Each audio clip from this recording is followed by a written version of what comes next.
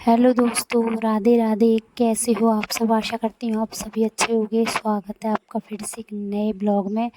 और यहाँ आप देख सकते हो कोयल का जोड़ा, कितना प्यारा भजन चल रहा है कोयल का अपनी आवाज़ में। तो खैर कोई नहीं, ये तो मजाक था। तो चलो ब्लॉग में आगे बढ़ते हैं। आज है दिन शनिवार और तारीख है 24 मई और सुबह के बजे अभी 6। तो सबसे पहले लगा लेते हैं यहाँ झाड़ू, क्योंकि रात में सब यहीं सोए थे। क्योंकि 2 दिन से जो तूफ़ान, आंधी, बारिश ये माहौल चला हुआ है, उसकी वजह से लाइटें नहीं हैं, इन्वर्टर बिल्कुल डाउन हो चुके हैं। तो रात में काफ़ी ज़्यादा परेशानी हुई है सोने की। तो सभी ने अपना अपना बिस्तर लगा दिया था बाहर। तो चलो फ़िलहाल तो मैंने सबका बिस्तर हटा दिया है, झाड़ू लगा कर आ गई हूँ अंदर। और यहाँ लगा लेती हूँ मैं झाड़ू। हालांकि लाइट रात में 12 बजे आ गई थी, लेकिन जब तक लाइट नहीं आती तब तक तो बड़ी हालत ख़राब रहती है। और यहाँ और आंधी तूफ़ान का तो ऐसा है कि हर जगह यही हाल है। आप कहीं भी सुनोगे वहीं से यही खबर आएगी कि आंधी तूफ़ान आया हुआ है, लाइटें जा चुकी हैं घर की। क्योंकि लाइट सबसे पहले लाइट ही काटी जाती है। आंधी तूफ़ान आने से पहले ही लाइट काट देते हैं। और हमको इतना मालूम नहीं होता है कि आंधी तूफ़ान आने वाला है कि हम जल्दी से पानी वानी भर के रख लें या लाइट को स्टोर कर लें। तो चलो खैर कोई नहीं, अब कर लेते हैं यहाँ की साफ़ सफाई। क्योंकि आंधी तूफ़ान ने जो गंदगी मचाई है उसको को साफ़ करना भी ज़रूरी है। देख सकते हो आप कितनी बुरी हालत हो चुकी है छत की। हमारा काम है सफाई करना। तो चलो कर लेती हूँ यहाँ की सफाई। और आप मिट्टी देख सकते हो, चारों तरफ धूल मिट्टी, क्योंकि चारों तरफ पेड़ पौधे हैं, ऊपर से खुली छत है तो धूल मिट्टी जायज़ ही है। और जिस तरह से गर्मी पड़ रही है, जैसे गर्मी बढ़ती है वैसे ही शाम को आंधी तूफ़ान भयंकर रूप ले लेता है। और ये 2-3 बार से हो रहा है लगातार। और सबसे ज़्यादा परेशानी लाइट की ही होती है। और अभी आपने देखा, जैसे ही आंधी तूफ़ान आते हैं तो नुकसान तो होना ही है। जहाँ तहाँ देखो पेड़ गिर चुके हैं। कितना ही नुकसान लोगों को होता है, किसानों को नुकसान है, उनके खेतों में गिर जाते हैं पेड़, कितनी ही फसलें बर्बाद हो जाती हैं। तो यार नुकसान तो देखो है ही, किसी भी नज़र से देखो नुकसान तो होता ही है। अगर आंधी तूफ़ान आता है तो नुकसान ही करके जाता है। और कल रात में मैंने एक वीडियो देखी थी जिसमें कि नोएडा की शायद वो वीडियो, आंधी तूफ़ान की वजह से मतलब आगे का जो फ्रंट के एरिया पर खिड़की दरवाजे लगे होते हैं, वो दीवार से ही निकल कर उखड़ कर अंदर बेडरूम में जाकर गिरी है। तो आप अंदाज़ा लगा सकते हो आदमी किस स्थिति में रहा होगा उस समय। क्या पता सो रहे थे, जग रहे थे, बैठे थे, क्या कर रहे थे। कितना भारी नुकसान उन लोगों को हुआ। इतना अच्छा मटीरियल लगाने के बाद भी ये हाल हुआ है। तो आप समझ सकते हो कितना भयंकर वाला तूफ़ान आया होगा जो इतना भारी नुकसान हुआ है।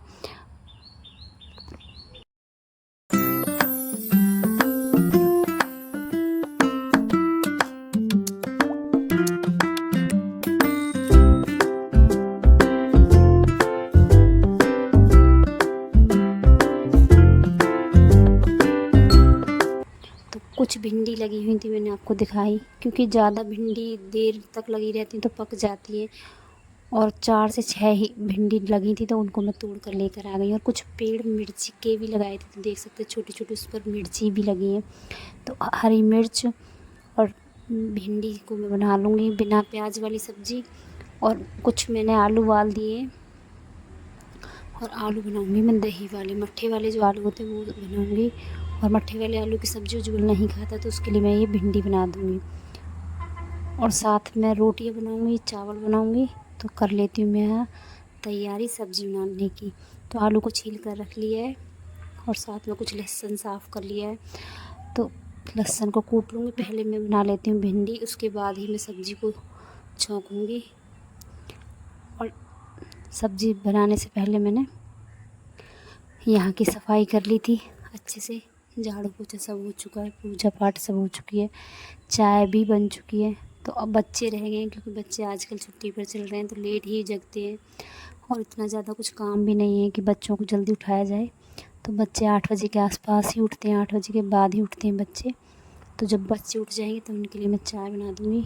और आजकल गर्मी इतनी ज़्यादा पड़ती है, ऐसा लगता है जितनी जल्दी काम हो जाए उतना ही अच्छा है।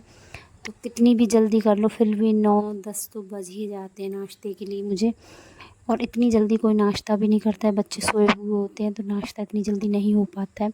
तो सुबह मेरी और इनकी चाय तो हो चुकी थी, अब बच्चे भी यहाँ पर नहा कर आ गए हैं, तो मेरा नाश्ता के साथ साथ खाना भी बनता जा रहा है, क्योंकि अब मैं जल्दी ही खाना बना लेती हूँ। और यहाँ आप देख सकते हो, जैसे ही मैंने भिंडी को तड़के पर डाला, मेरी भिंडी 5-10 मिनट में बनकर हो गई थी तैयार। और यहाँ मेरी सब्ज़ी में भी उबाल आ गया है। और यहाँ दोनों बच्चों के लिए मैंने चाय भी बना दी। तो बच्चे चाय के साथ फ़ैन ले लेंगे, क्योंकि फ़ैन रखे हुए हैं, तो बच्चे चाय के साथ आज फ़ैन ही खा लेंगे। और उस जल्दी से जल्दी कोशिश करती हूँ घर के काम ख़त्म करने की, क्योंकि हमारे यहाँ पर क्या, गांव में ज़्यादातर लोग जो गांव से जुड़े हुए उनको भी मालूम होगा, शायद जो गांव से जुड़े हुए लोग शहरों में चले गए उनको भी इस बात का पता होगा कि गांव में इस मौसम के हिसाब से मई और जून के जो खाली महीने होते हैं, जो मतलब सभी कामों से निफराम हो जाते, तब जगह तोड़े जाते हैं, ताकि सर्दियों में कभी मन करे तो दूध के बना लो या नमक के बना लो। और उसकी ही तैयारियां गाँव में घर घर चल रही हैं इस समय। तो मैंने भी सोचा है कि मैं भी कुछ जगह तोड़ लूँ, तो उसमें बारीक काम में समय लगता है। और ये काम अकेले के नहीं हैं, लेकिन मुझे ये काम अकेले ही करने पड़ते हैं। और ये काम 7-5, 2-4 सब लेडीज़ इकट्ठी हो जाती हैं जब भी अच्छे लगते हैं। लेकिन आप जानते हो, घर दूर है और आजकल सभी अपने अपने घर में ही खुश हैं। तो जैसे सब खुश है, वैसे ही आजकल आप भी जानते हो, माहौल के हिसाब से सभी अपने अपने घरों में कैद होकर रह गए हैं। तो यहाँ से जल्दी जल्दी काम ख़त्म करने के बाद, पूरा घर का काम ख़त्म करने के बाद फिर बैठ गए थे हम जगह पर। तो मैंने खाना बना लिया था। खाना बनाने के बाद फिर से एक बार अच्छे से झाड़ू पोछा हो गया है, क्योंकि मुझे 2 बार पोछा लगाना ही पड़ता है ना चाहते हुए भी। तो बाहर पोछा लगा दिया अच्छी तरह से, बर्तन सारे साफ़ करके रख दिए। खाना बन चुका है, खाएंगे कुछ देर बाद, क्योंकि अभी ज़्यादा समय नहीं हुआ, अभी बजे ही 11। तो 1-2 घंटे तो इसमें भी लग जाएंगे, ज़्यादा तो नहीं। मैं मैदा करती हूँ तैयार, लेकिन इतनी ही करती हूँ जितनी मुझसे तोड़ी जाती है, क्योंकि मैदा तैयार की जाती है, फिर बत्ती बनाओ, फिर उसको छोटे छोटे टुकड़ों में डिवाइड करो, तो काफ़ी बारीक और छोटा काम है, तो समय लगता है इस काम में। तो 2 से ढाई घंटे देख सकते हो, 2 से ढाई घंटे में इतना ही कर पाई हूँ मैं, क्योंकि परी तो कम ही करती है, अभी बस सिखा ही रही हूँ। परी को 1-2 बत्ती परी तोड़ देती है, बाकी तो सब मुझे ही करना पड़ता है। तो 2 से 3 घंटे में आराम से इनमें भी लग जाता है। फिर बीच में खाना बनाना है, और फिर घर के भी ढेरों काम होते हैं।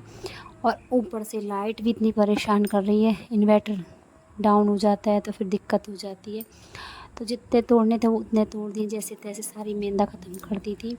और उसके बाद आज सोचा मैदा आई हुई तो चलो आज समोसे बनाते। सुबह के आलू भी रखे हुए, लेकिन समोसे बनाने से ही पहले परी को इतना तेज़ बुखार चढ़ गया, सारी तैयारी धरी रह गई। जैसे ही मैंने मैदा मतलब आटा तैयार किया अपना मेहंदी का, वैसे ही परी को कुछ बुखार होने लगा, क्योंकि परी भी कई दिन से लगातार बीमार चल रही है। उसके गले में शायद टॉन्स निकले हुए हैं, जो टॉन्स निकलते हैं, गले जो निकलते हैं वो निकल रहे हैं, उससे उसको इतना ज़्यादा बुखार, इतना ज़्यादा दर्द, परेशान है काफ़ी ज़्यादा। तो फिर उसने भी मना कर दिया, फिर मेरा भी मन नहीं किया कि मैं समोसे बनाऊं, लेकिन तैयारी कर ली थी, आटा लगा कर मतलब आटा तैयार कर लिया था, सब चीज़ डाल दी थी। फिर एकदम मना कर दिया उसको। फिर दवाई दिलाने के लिए मैंने परी को भेजा। फिर सोचा इसका क्या किया जाए, तो चलो अब जब आटा लगा दिया था मैंने, तो साथ में सोचा अब आटा तो ख़राब हो जाएगा, ना ही कोई पूड़ी खाएगा, क्योंकि खाना सबने खा लिया था। तो जो आटा लगा कर मैंने रख दिया था, तो इसकी मैं बनाऊंगी नमक पारे, क्योंकि चाय के साथ नाश्ते के साथ हो जाएंगे सबको। तो इनके मैं फटाफट नमक पारे बना लेती हूँ। और जैसे ही मैंने नमक पारे की तैयारी शुरू की, परी आ गई थी दवाई लेकर। परी को दवाई दी, थोड़ा आराम मिला। उसके बाद मैंने ये देख सकते हैं थोड़ा सा ही आटा लगाया था, तो इनके मैं नमक पारे बना लेती हूँ। और दवाई खाने के कुछ देर बाद, आराम करने के बाद, परी को थोड़ा होश आया, तो उसको नमक पारे के साथ पीनी थी चाय, क्योंकि उसने देखा था कुछ बन रहा है। अब बच्चे के यहाँ बुखार हो ना हो, तबीयत का कितनी भी ख़राब हो, दवाई खा लेते, थोड़ा आराम मिलता है, तो बच्चे अपने आप को ठीक समझते हैं। क्योंकि बच्चे इतना ज़्यादा अपने आप को महसूस नहीं करते हैं कि हम इतने ज़्यादा परेशान हैं या बीमार हैं। हालांकि परी काफ़ी ज़्यादा परेशान है, गले से 3 दिन से परेशान है, कुछ खा पी नहीं पा रही है ठीक से। लेकिन बच्चे वाली बात है, दवाई खा लेते हैं, आराम मिल जाता है, तो अपने आप को ठीक महसूस करते हैं। तो यहाँ आ गई थी, उसके बाद थोड़ा आराम किया, दवाई खाई, आराम मिल गया था तो अपने लिए बनाई थी चाय। और यहाँ मैं बना लेती हूँ फटाफट सारे नमक पारे। और आज का तो यहाँ मैं अपने नमक पारे तैयार कर लेती हूँ, सुबह का नाश्ता बन जाएगा। वरना तो आज मैदा, ये वाला जो मैंने मैदा का जो आटा लगाया था ये सारा ख़राब हो जाता है। तो चलो मेरे में नमक पारे बन चुके हैं, लास्ट रह गए। तो चलो आज का ब्लॉग अब मैं यहीं पर समाप्त करती हूँ।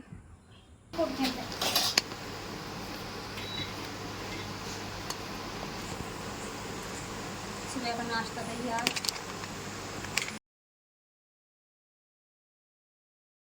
तो चलो आज का ब्लॉग अब यहीं पर एंड करते हैं, मिलते हैं अब अगले ब्लॉग में। तब तक के लिए राधे राधे।